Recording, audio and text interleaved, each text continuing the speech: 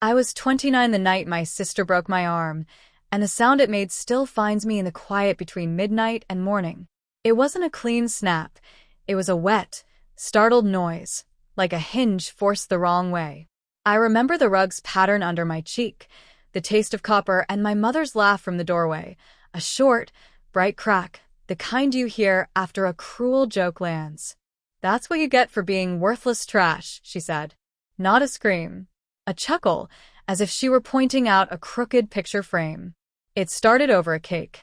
That sounds ridiculous, but nothing in our house was what it seemed. My sister, Jessa, arrived with her 2 boys and that storm front of attention she carries into rooms. I had baked a chocolate cake for a coworker's farewell, tempered the chocolate, sifted the flour, cooled the layers on the rack. It was my small liturgy, a way to hold steady. Jessa lifted the dome and inhaled. "Perfect," she said, already reaching for a knife. "The boys are starving." "Leave it," I told her. "It's for work tomorrow." She laughed. "You're still at that dispatcher job? I figured they'd have replaced you with an app." Mom leaned on the doorframe, arms crossed. "Sharing is caring, Mara." I reached for the plate. Jessa reached for my wrist. "Don't," I said, surprised at how firm it sounded. She squeezed harder. I pulled away. The plate lurched. The cake slid off like a slow accident and landed icing down on the floor. The boys shrieked. Jessa's mouth flattened. She twisted my forearm the way you break the seal on a stubborn jar. The noise was small. Bodies betray us softly.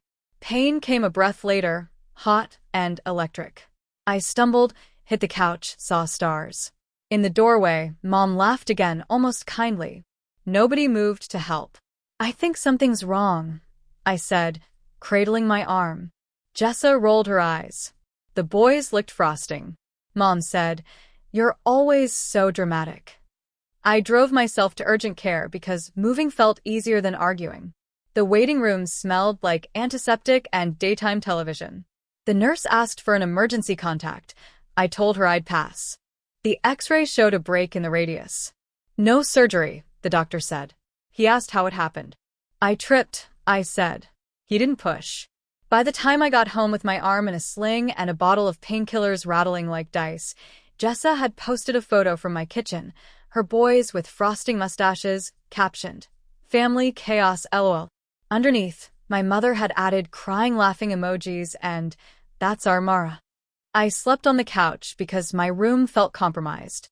The ceiling has a hairline crack that runs to the wall. I counted it like a rosary and tried not to remember other times Jessa had chosen me for a lesson. The 8th grade rumor about my stuffed bra. The rent money she borrowed and forgot. The party where she guided my first boyfriend into the laundry room to teach you not to trust men.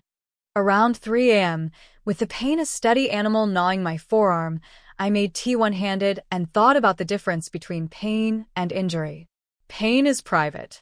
Injury is a story someone else can see. I'm a night shift dispatcher for the transit authority. I live in routes and voices. People call from bus stops and sidewalks, from dead phones in the rain. I tell them where to stand so they can be found. Maybe that's why I bake. Ingredients don't laugh. I called in sick. Lyle, my supervisor, said, "Take care of yourself," without prying.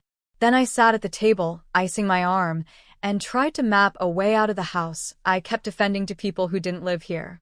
My therapist would ask, "What did the cake stand for? Why didn't you leave when she grabbed you?" I know the answers. You don't leave because your body has practiced staying. You don't leave because some child in you is still waiting for your mother to arrive with rescue.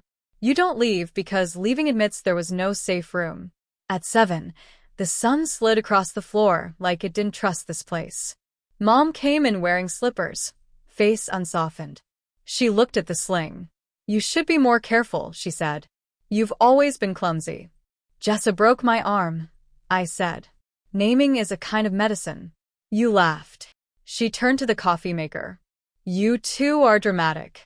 If you provoke Jessa, she'll defend herself. She has kids." I provoked her by saying no. You provoked her by making everything about you. Coffee gurgled. "You're lucky she isn't pressing charges for you grabbing her."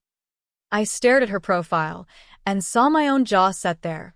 A family heirloom I want to return. You taught us family meant Jessa, I said. You taught me to be grateful for scraps. Something flickered in her face and went out. You get what you give, she said. I showered with a plastic bag over my sling and left. I drove until the river showed up like a fact. There's a bakery near the bridge that opens early. Salma, the owner, knows my name and not much else. She glanced at the sling and said nothing, just set a pane o' chocolate and a coffee in front of me and slid an extra pastry in a bag. For later, she said. I almost cried at the way the layers broke without malice. From the corner table, I made a list called New Terms. No being alone in rooms where Jessa is angry. No answering jokes with nervous laughter. No lending money or objects to people who treat boundaries like plastic on a remote. Believe what happened before the revision arrives. Leave when leaving is the only honest sentence. I made a follow-up appointment. I scheduled a locksmith because dignity sometimes looks like keys. I texted Mia, my friend from work, all loyalty and righteous threats. Arm broken, I wrote. Long story. She replied with knives, flames, and a heart. I'm coming over after my shift. I will egg a car if required. Stand by, I wrote. At noon, Lal called again. You've got leave, he said. Take a week if you need. Tears burned my eyes. 3 days, I said. Back home, I found everything Jessa had forgotten to return and piled it into a box. My denim jacket from high school, the slow cooker borrowed for a party, the silver locket Grandma left me. I set the box by the front door like evidence. I changed the Wi-Fi password. I dozed and dreamed I was 12 in a new sweater bought with babysitting money. Jessa cornered me to borrow it. Mom called from the kitchen that sharing was caring. In the dream, I said no, and the sweater dissolved into sugar. I woke with my tongue sweet and my arm aching, unsure which pain was past and which was present. Mia arrived at dusk with soup, ice packs, and a face that meant business. She sat cross-legged on the rug while I told the story in the flat tone of someone translating trauma into logistics. She didn't interrupt. She just listened until the silence stopped humming. Then she asked, "What do you want?" I looked at the purple bloom under the tape, the pastry flakes on the plate, the box by the door. I want this not to be normal, I said. I want this to be the last time. Then we write new rules, she said. And you enforce them even when the weather gets bad. I'm scared, I said. Not of Jessa. Of being alone.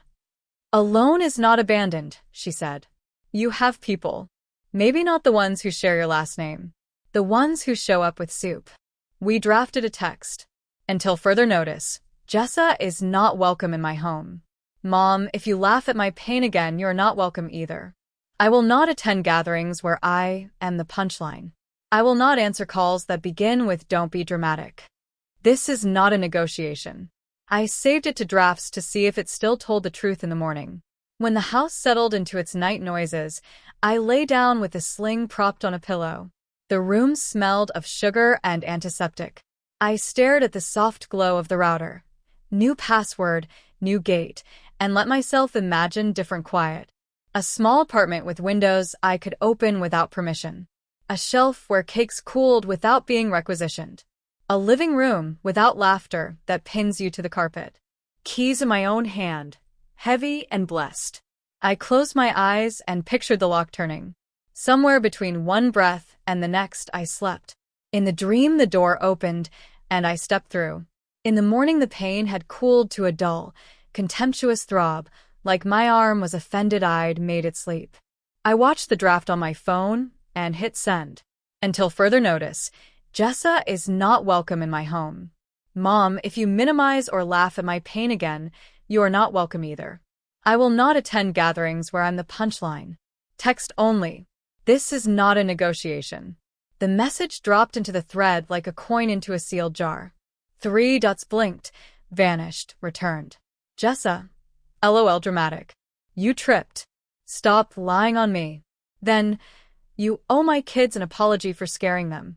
Old habits begged to explain. I ran cold water over my wrist until the urge passed.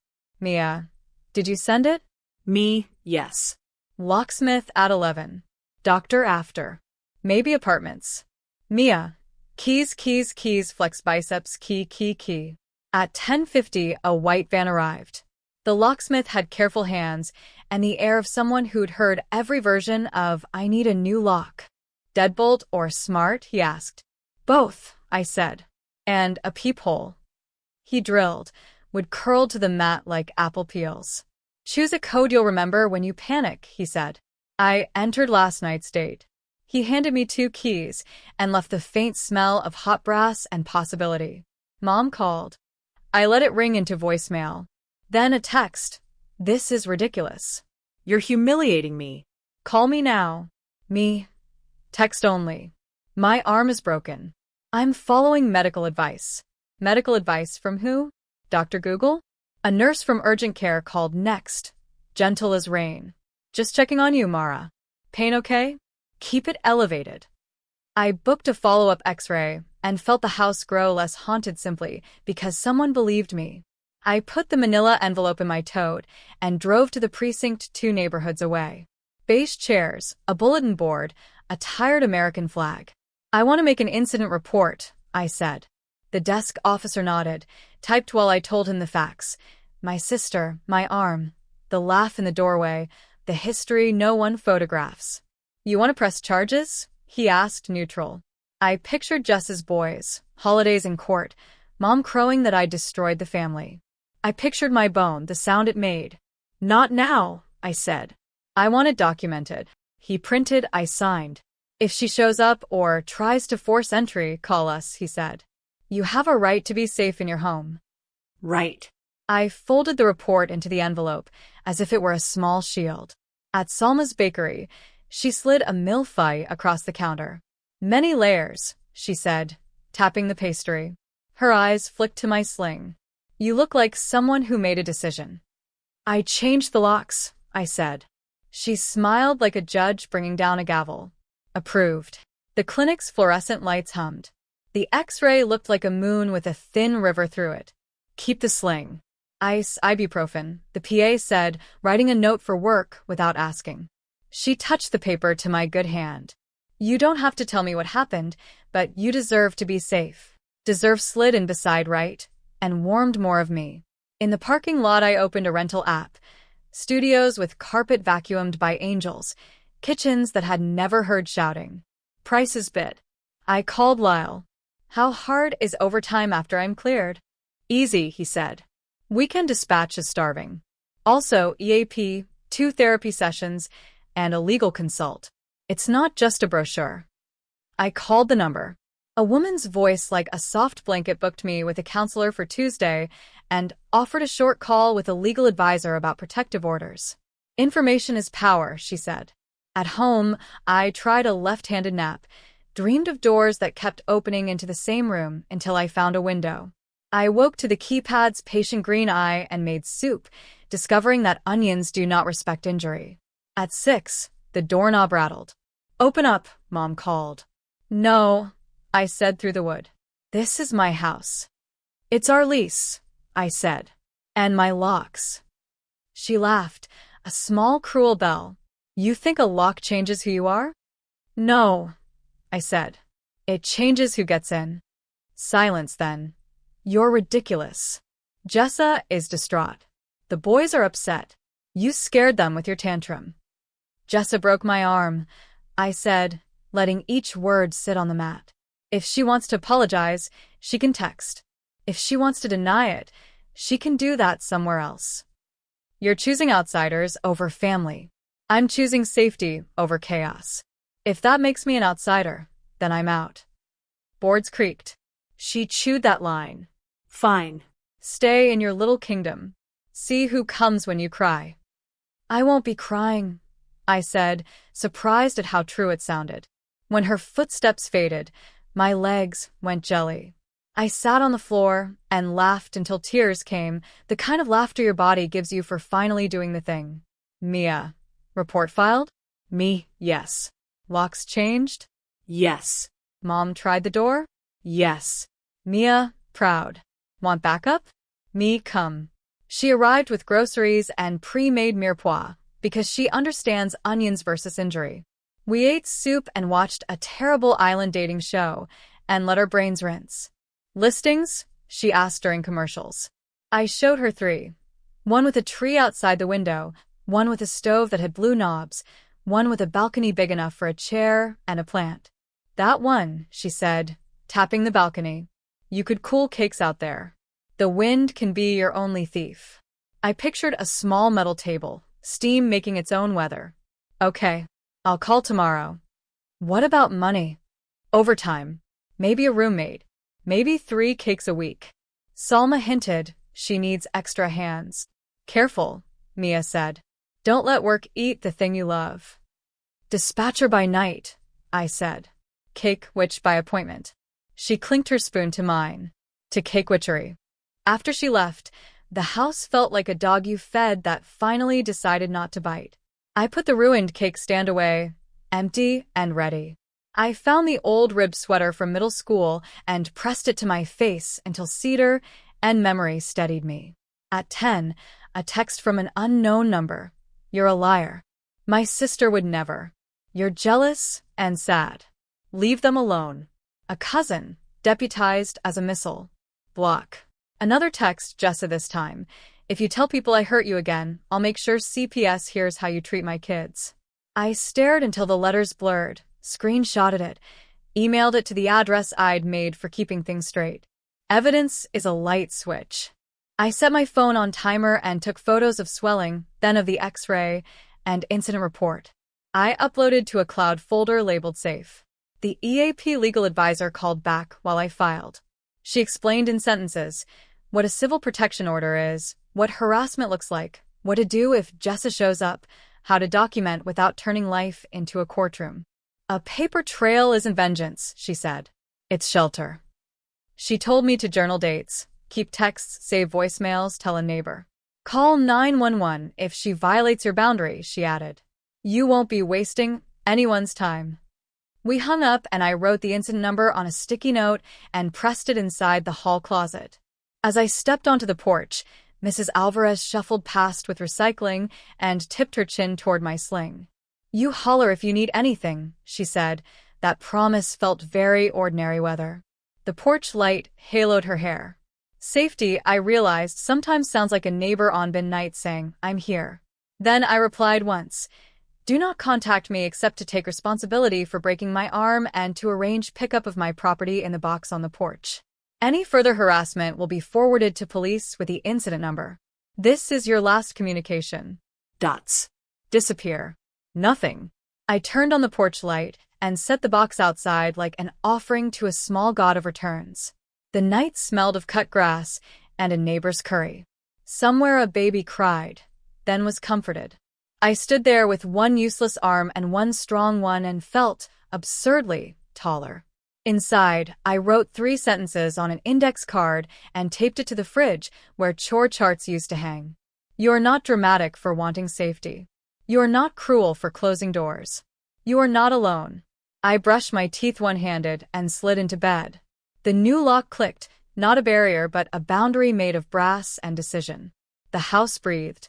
I breathed. Near midnight, a thought arrived, not a command, just a door opening very quietly. Soon. Soon a place of my own. Soon a window that knows my name. Soon a kitchen that never has to hear my mother laugh. I fell asleep with a smile that felt like the start of a scar healing clean. By the time Tuesday came, the sling felt like an armband announcing something I hadn't meant to share. At the grocery store, a cashier asked softly, accident. And I said, something like that, because telling the truth in a checkout line felt like pouring wine into a paper cup. I drove straight from work to the counseling appointment my employee assistance program had scheduled. The building was brick, the kind of place that once might have been a dentist's office. The counselor, a woman in her 50s named Ruth, wore shoes with thick soles and had a voice that never hurried. Tell me why you're here, she said, settling into her chair. I showed her my arm in its sling. My sister broke this. My mom laughed. I don't know what's worse. She nodded once. Let's start with naming. You're 29, yes? You were injured by a family member. That's assault. And when someone laughs instead of helping, that's abuse. The words landed like weights on a scale, balancing something in me. I keep wondering if I overreacted. I admitted. They say I'm dramatic. Ruth leaned forward. Abusers call truth dramatic. It's their camouflage. I breathed out hard, as if I'd been holding the air for days. She asked about history. I told her about the sweater Jessa stole, the rent money she never returned, the way Mom had told me, over and over, that my job was to be grateful. Ruth wrote nothing, just watched me until I stopped apologizing for remembering. Boundaries are grief, she said finally. Every time you say no, you bury the version of family you were told you'd get. That hurts more than the break. I left her office lighter, though the air outside was thick with summer humidity. I sat in my car a long time, replaying her sentence. Boundaries are grief. It explained why I'd cried when the locksmith left, why my chest hurt after I told Mom no. I wasn't crazy, I was mourning. The family backlash came quickly. By Wednesday, my cousin Lindsay had posted on Facebook, "Some people air dirty laundry to get attention. Family means forgiveness." Comments piled up, cryptic, passive-aggressive, all of them really about me. I didn't reply, but I screenshotted every one. Then Aunt Carol called. "Honey," she said in her syrupy voice, "this has gone too far. Jess is upset, your mom's embarrassed. Can't we all sit down and talk it out?" "Talk it out means I apologize for existing," I said. "I'm not interested." Her voice sharpened. "You're tearing the family apart." "I'm just refusing to hold the stitches while they cut me," I said, and hung up before she could protest. Mia, when I told her, cheered so loudly she spilled ramen on her desk at work. "That's a quote for the wall," she texted. On Thursday, I toured an apartment. It was on the second floor of a modest brick building, above a laundromat. The landlord, a thin man with more keys than fingers, opened the door. The place smelled faintly of detergent and hope. There was one window in the living room that looked out over the street. The balcony Mia had loved from the listing was barely big enough for a chair, but when I stepped onto it, the breeze lifted my hair like a benediction. The kitchen was tiny, 2 burners, no dishwasher, but the counters were bare, waiting. I ran my fingers over them and imagined cooling racks lined with cakes that belonged to me. "How soon could I move in?" I asked. The landlord shrugged. "First of the month if you've got first and last month's rent." "I will," I said, feeling the word like a contract with myself. That night, Mom left a voicemail. "You think you're strong, but you're not. You'll be back. Family is all you've got." I listened once, then dragged it into the evidence folder. Later, Tiffany, my sister's 11-year-old daughter, sent me a message on Instagram. "Auntie, why don't you come over anymore? Mom says you hate us." I sat with it a long time, aching. Then I typed back, "I don't hate you. I'm just hurt right now. I love you. I'll always love you." Because the truth is, my fight was with my sister and my mother. The kids were collateral, and I wouldn't wound them if I could help it. On Friday, I worked my first overtime shift since the break. The headset pinched against my sling, but I felt almost steady in the dispatch room, surrounded by maps and voices. People called, lost or worried, and I told them where to stand until they could be found. It was the one place I was listened to without laughter. At the end of the shift, Lyle clapped my shoulder gently. "Glad you're back. You're tougher than you think." Tough. The word sat strangely, but I didn't reject it. That weekend, Mia and I returned to the bakery. Salma smiled when she saw us. "Cake witch," she said to me, and I laughed for the first time in days. We shared a slice of lemon tart, and Mia pulled up my budget spreadsheet on her phone. "If you do 2 overtime shifts a week, you'll have rent plus a cushion. We'll thrift furniture. Craigslist chairs. We can paint a wall yellow." I teased. "I plan to be there a lot," she said. "Someone has to taste test." I picture her on that little balcony, laughing with powdered sugar on her lip, and the image felt more real than my mother's threats ever had. Sunday morning, Jessa showed up at my door. She knocked hard, like she could break the lock with her fist. "Open up, Mara," she called. Stop being childish. I stood on the other side, heart hammering. You're not welcome here, I said through the door. You're making me look bad, she snapped. Mom's furious. You're destroying everything. You broke my arm, I said. You destroyed everything yourself. Her fist thudded once more, then silence. I waited, muscles trembling, until her car drove off. Then I emailed the audio to myself, labeled it Threat 1. That night, I pulled out the incident report and Ruth's card. On the back, she had written 3 words, keep walking forward. I taped it to the mirror. When I brushed my teeth, I looked at my reflection, sling and all, and whispered it out loud. Because maybe I was worthless trash in their story. But in mine, I was something else. Something harder to break. The following week started like a dare. Every morning I woke expecting some new tactic from my mother or my sister, some sharper attempt to reel me back into the orbit I had broken from.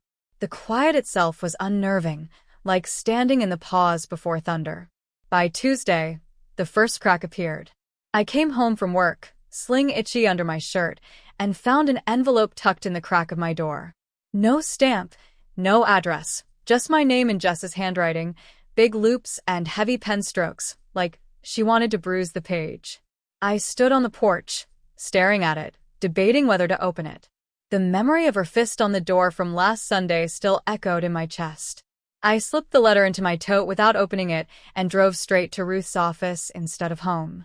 She opened the door herself this time, took one look at my face and nodded me in. She left this, I said, placing the envelope on her desk. I don't know what's in it, and I don't know if I want to. Ruth leaned back, hands folded. What do you think it contains? Threats. Or apologies disguised as demands. That's what she's always done. Say sorry in a way that makes me guilty for existing. Would reading it help or harm you? I hesitated. Both. So we opened it together. The letter was 2 pages, scrawled in blue ink. It started with, "You've always been jealous, Mara." Then wandered into half-hearted regret. "I'm sorry if you felt hurt, but you shouldn't have grabbed me." It ended with a familiar hook. "Mom is devastated. If you love us, you'll stop this nonsense. Come to dinner Friday so we can fix this." Ruth read it slowly, then set it down. "Classic Darvo," she said. What? Deny, attack, reverse victim and offender. Abusers do it all the time. She broke your arm, but she's written this letter so that you're the aggressor and she's the wounded party. My throat tightened. So, I'm not crazy. You're not crazy, Ruth said firmly. You're seeing clearly. That's what scares them. On Wednesday, Mom called my workplace. Your mother's online too, Lyle said, eyebrows raised as he waved me toward the phone. I froze. She shouldn't be calling here. That's why I didn't put her through, he said. You don't owe her anything. Want me to block the number? Yes, I whispered, ashamed at how relieved I felt. Later, I found a voicemail on my personal phone. You've embarrassed me at your job now. What kind of daughter does that? Everyone thinks I raised a monster. I saved the message to the safe folder and pressed my forehead to my desk. My arm throbbed, but the sharper ache was under my ribs. No matter what evidence I collected, some part of me still wanted her approval, still waited for a line that said, I'm sorry. You didn't deserve that. It never came. By Friday, the pressure had built into another confrontation. I was making tea when the keypad buzzed, an unfamiliar sound that meant someone had punched the wrong code. I froze. A moment later, pounding. Mara, Mom's voice, muffled but furious. Open this door right now. I clutched my phone. You are not welcome here, I called. You're killing me, she shouted. I can't sleep, I can't eat. You're tearing the family apart. Behind her, another voice, Jessa, sharp and high. You're going to regret this. You can't hide forever. I hit record and let my phone capture the rest. The threats, the guilt, the words like chains rattled against the wood. Then sirens, faint at first, then closer. Because while they shouted, I had dialed 911. When the officers arrived, lights flashing across my lawn, Mom switched instantly into charm. It's just a misunderstanding, she cooed. My daughter overreacts. But the officer glanced at my sling, then at the phone in my hand. Ma'am, he said to me, do you want them removed from the property? Yes, I said, my voice steady though my knees shook. He turned to my mother and sister. You've been asked to leave. If you come back, you'll be charged with trespassing. Jessa's face twisted. You're pathetic, she spat at me, but the officer stepped between us. Mom's eyes narrowed into something colder than rage. You'll regret this, she whispered. They left under flashing lights, their silhouettes shrinking down the street. I sank to the floor, tea spilling forgotten on the counter. That night, Mia came over with a bottle of cheap wine and chips. You did it, she said, hugging me carefully around the sling. You called. You stood your ground. I feel like I set fire to the bridge, I said. Sometimes the bridge was never safe to walk on, she replied.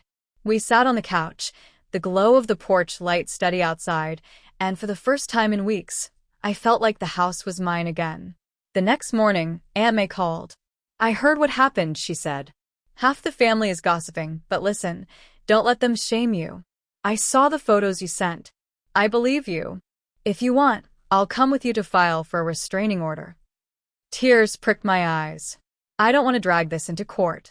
You don't have to, she said. But you deserve peace. And sometimes paper is the only language people like them understand. I looked at my sling. The bruises fading but still visible. Maybe you're right. Sunday morning, I visited the apartment again. The laundromat buzzed below, the scent of detergent rising through the stairwell. I stood on the tiny balcony, watching people carry baskets, and felt something I hadn't in months. Hope. The landlord handed me the lease. Still want it? Yes, I said, signing with my good hand. I'm ready. As I slid the key onto my ring beside the new brass one for my locksmith, I thought of Ruth's words. Boundaries are grief. She was right. But grief can also be compost. Something new could grow in the soil of what I had buried. And maybe, just maybe, I could build a life where laughter wasn't a weapon but a welcome. Moving day came with the kind of heavy heat that sticks to your skin like a wet shirt. I pulled boxes across the living room floor with my good arm, balancing them against my hip, sweat dripping down my back.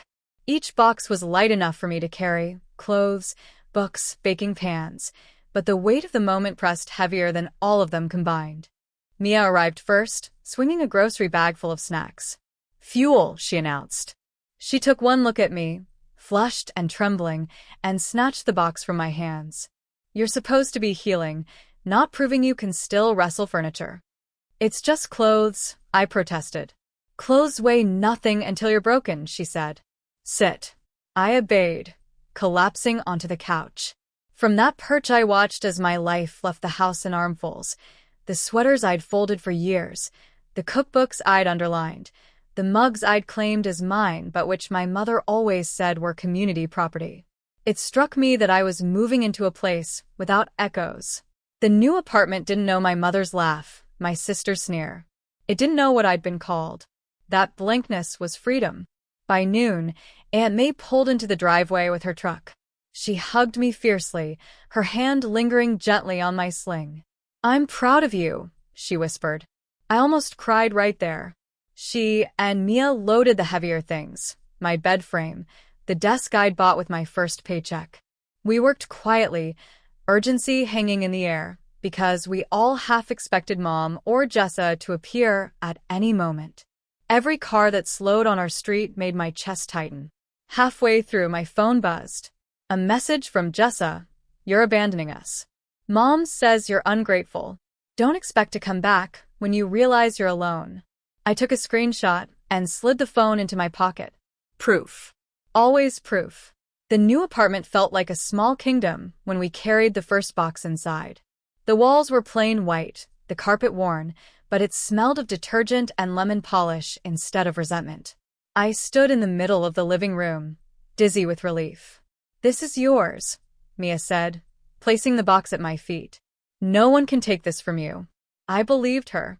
We worked until sunset, stacking boxes against the walls, arranging furniture in awkward, Temporary layouts. Aunt May left after hugging me again and pressing a folded envelope into my good hand. For groceries, she said when I tried to protest. Don't argue. When the door shut behind her, Mia and I sat cross-legged on the floor with slices of cheap pizza, staring at the room. The window was open, and a warm breeze drifted in. Feels different already, I said. Feels safe, she agreed. That night, I slept on my mattress on the floor, the hum of the laundromat below like a lullaby. I woke only once, disoriented by the quiet. No footsteps in the hall, no voices arguing in the kitchen. Just silence that was mine to keep. The peace didn't last long. By Tuesday, my phone buzzed with alerts. A cousin had posted a long rant on Facebook. Some people think moving out makes them better than family. Betrayal never goes unpunished. The comments were worse. Dozens of relatives piling on, calling me selfish, cold, dramatic. Mom added her own reply. Pray for Mara. She's lost her way. We did everything for her, and this is how she repays us. The words cut, even though I'd expected them. I screenshotted each one and filed them away. But a part of me still burned with old longing, the desire to be defended instead of attacked. That evening, Ruth called for our scheduled session. I told her about the posts, my voice tight. Let them scream, she said gently. That's noise, not truth. You can't make them love you the right way. You can only stop giving them the power to wound you. But what if they never stop? I whispered. Then you keep building your life until their noise can't reach you, she replied. That's how you win. The next day, the smear campaign escalated. My boss pulled me aside after my shift. Your mom called again, Lyle said. She tried to tell HR you were unstable. But don't worry, we know the truth. We've got your back. Shame and gratitude tangled in my throat. Thank you, I said, my voice breaking. After he left, I sat at my desk shaking. It wasn't just family gossip anymore. It was sabotage. I called Aunt May. She listened quietly, then said, It's time.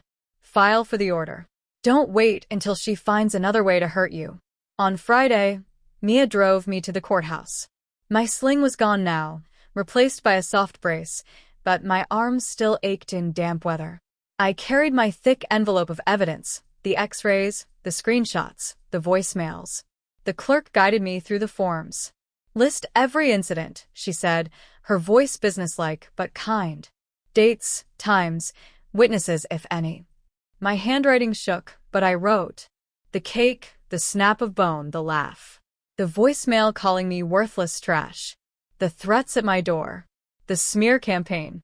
Every detail I'd once tried to bury came spilling onto the page, each one a brick in the wall I was building. When I handed the stack back, the clerk stamped it with a heavy thud. The judge will review it within 48 hours, she said. If approved, they'll be served with the order. Do not let them in under any circumstances. Walking out of the courthouse, the sun felt sharper, the air cleaner. Mia looped her arm through mine. You just changed your story, she said.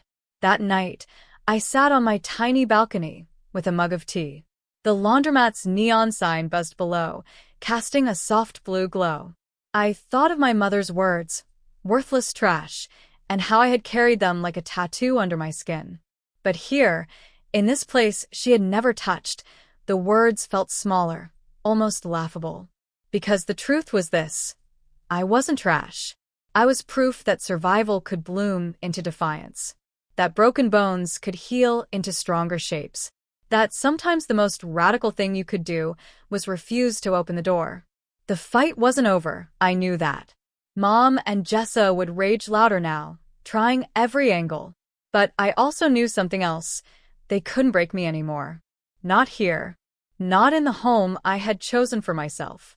The protection order came on a Wednesday morning. The letter was official, stamped, heavy in my hands.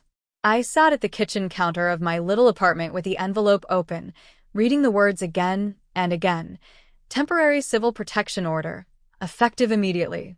It meant Jessa and Mom couldn't come near me, couldn't call me, couldn't stalk me online without consequences.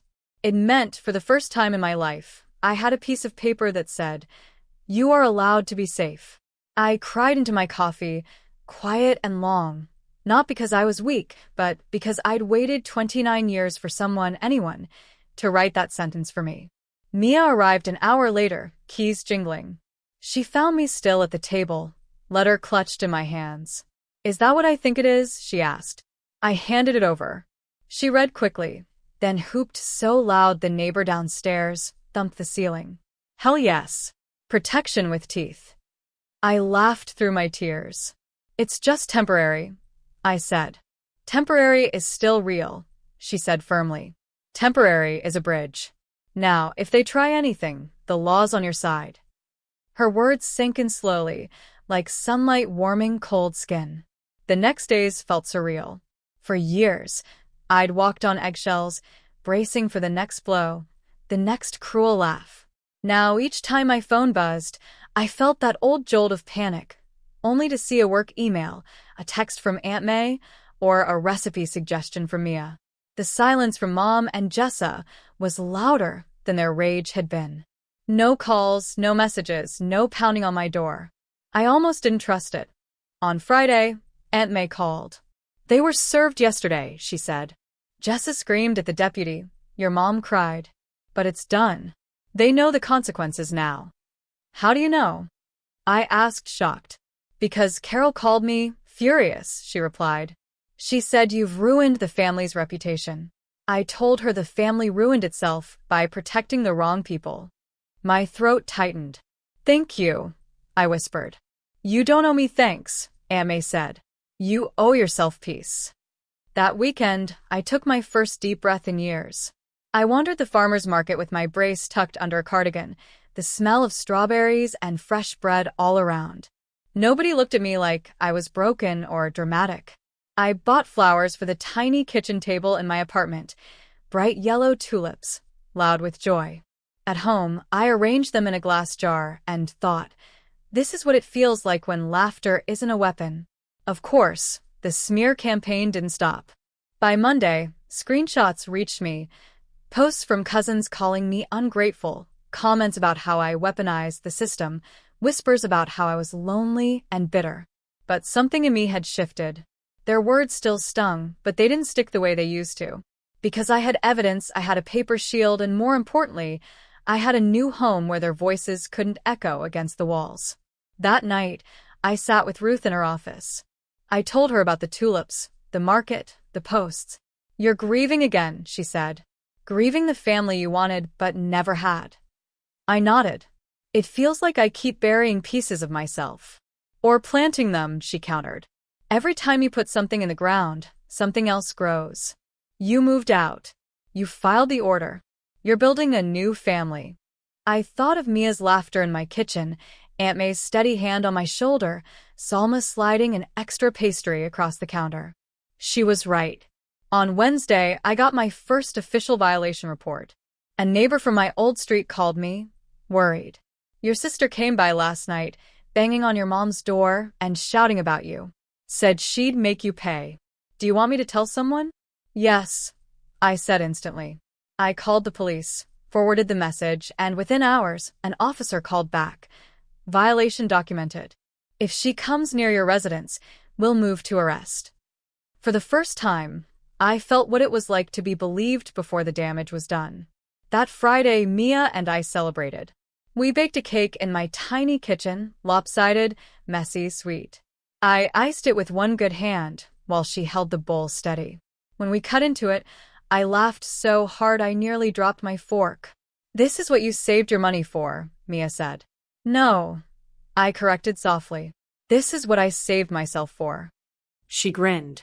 "You're not trash, Mara. You're titanium." Sunday evening, Aunt May visited. She brought a second-hand plant stand and a casserole.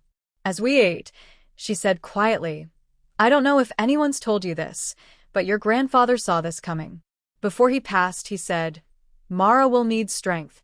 She won't get it from her mother. She'll have to build it herself.'" Tears welled. "He said that." "He did," she said. "And I see it now. You're building it, one brick at a time." I cried openly then, not from grief, but from recognition. Because I wasn't building alone. That night, I wrote 3 new rules on my fridge index card. Silence is not absence, it's peace. Their noise is not my truth. Safety is not selfish. I stood there, the tulips bright beside me, the cake cooling on the counter, and realized something remarkable. I wasn't waiting for them to change anymore. For the first time, I was enough on my own. And no laugh, no insult, no broken bone could ever take that away again. The first real storm of summer rolled through on a Thursday night. Thunder rattled the laundromat sign below my window. Rain hammered the balcony, so hard it sounded like applause. I stood there barefoot, watching lightning flash across the horizon, and realized I wasn't afraid. In the old house, storms had always meant shouting voices, slammed doors, laughter that cut through me sharper than thunder. Here, the only noise was weather, and the only thing breaking was sky. I pulled the sliding door shut, made tea, and sat on my second-hand couch with a protection order folded on the coffee table. It was more than paper. It was proof that the cycle could break, even if bones had to first. The weeks that followed built a rhythm. Work, therapy, grocery runs, walks by the river. It wasn't glamorous, but it was mine. Every time I keyed into the apartment, the click of the lock reminded me, this space answers only to you. Mom and Jessa didn't vanish. They prowled around the edges. A fake Instagram account tried to follow me. New? Blank, but I recognized Jessa's phrasing in the bio. A cousin texted late at night, asking why I was so cruel to my mother. Once, I caught sight of Mom's car idling down the block. But now I had tools. I screenshotted, documented, forwarded. Boundaries didn't mean fear, they meant consequences. The silence after each report was its own kind of freedom. One Saturday, Salma asked if I'd help at the bakery for the morning rush. You have the hands for it, she said, nodding at my brace, even if one is healing. So, I tied on an apron and learned how to box croissants, pipe eclairs, and dust sugar in slow, deliberate circles. By noon, my shirt was floured, my cheeks pink. I laughed when Salma handed me $20 and a leftover tart. You don't owe me this, I said. You don't owe anyone either, she replied. That's the lesson. It was a small check, a small shift, but it was the first time in years I'd been paid for something I loved instead of endured. At night, Mia sprawled on my rug with her laptop, helping me scroll scholarship lists and budget sheets. Dispatcher by night, cake witch by day, she said. It has a ring to it. I smiled. Cake witch sounds better than worthless trash. She looked at me then, serious. Stop carrying her words. They were never about you. I nodded. Some part of me knew she was right, even if the echo would take years to fade. The hearing for the full protection order came 3 weeks later. Aunt May drove me. I sat in the courthouse hallway, my envelope of evidence in my lap, hands shaking. Mom arrived with Jessa, both of them dressed like they were headed to church. Jessa glared at me across the corridor, her lips curling. Mom whispered something in her ear and laughed, that familiar knife of a sound. But when the judge called us in, the laugh didn't matter. My voice mattered. My x-rays, my screenshots, my incident report, those mattered. I spoke slowly, each word steady. Jessa tried to interrupt, Mom tried to spin, but the judge cut them off. In the end, the gavel came down. Order granted. 1 year, renewable. I exhaled so hard my chest ached. Aunt May squeezed my hand. Outside, Mom called after me, her voice trembling with fury. You'll regret this, Mara. Family is all you've got. I didn't turn around. Then I guess I don't need family, I said, and walked into the sun. That night, I bought a small cake from Salma's bakery. Chocolate, the kind I'd once tried to keep for myself. I set it on my kitchen table beside the tulips, lit 1 candle, and whispered, for the girl who survived. Then I blew it out. The room stayed warm and quiet, no laughter cutting me, no one stealing the slice. Just me, my cake, and the soft hum of my own chosen life. Over the months, the bruises faded, the bone healed, and the noise of my family's rage dwindled into static. I didn't go to gatherings. I didn't answer guilt-laden texts. When Tiffany messaged, "Once more, I miss you, Auntie," I replied gently, "I miss you too. When you're older, you'll understand why I had to leave." I prayed she would. One evening in late August, I hosted my first real dinner in the apartment. Mia came, Aunt May brought salad. Even Salma closed early and arrived with a tray of baklava. We ate at my thrift store table, laughed until our stomachs hurt, and when I brought out a cake, they sang loudly and off-key. It wasn't my birthday. It didn't matter.